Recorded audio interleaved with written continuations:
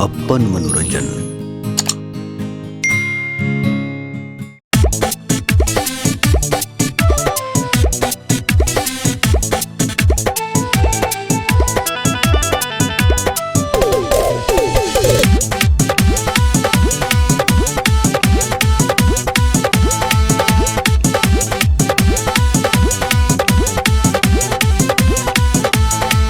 देखो भोला बाबा के दरबार,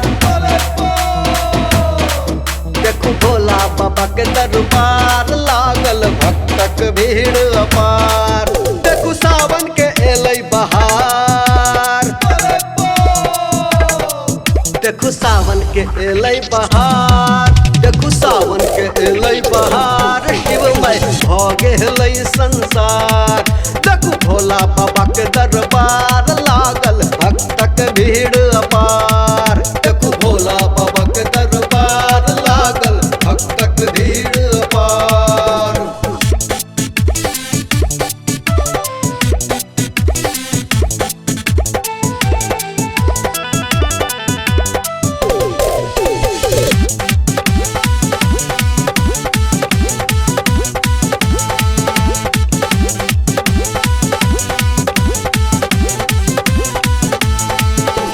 बाबा दुआरिया नचे कंवरिया, बोलबम के लागैया नारा।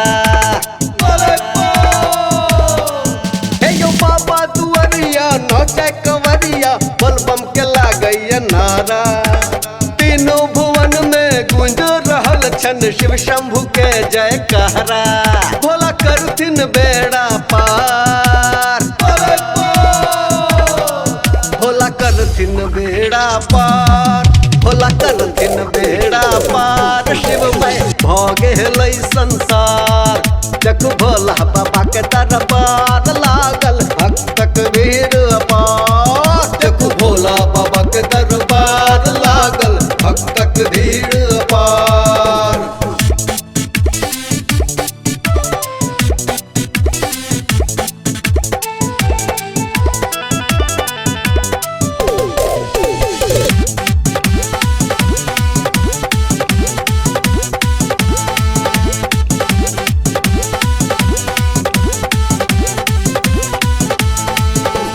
फूल चढ़े बेल पत्र चढ़ैया, चढ़ैया निर्मल गंगा जल।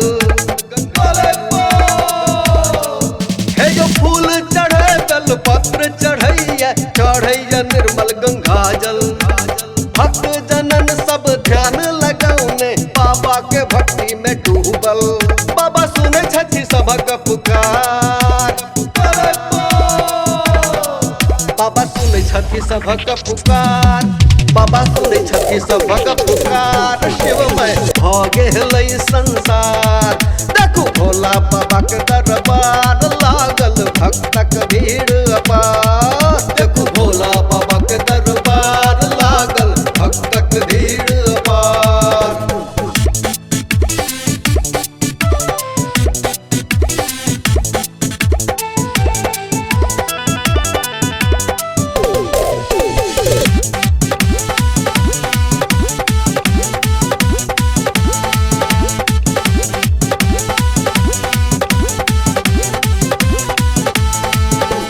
राजा अवैया रंग अवैया, शिव जी के दर्शन करैले।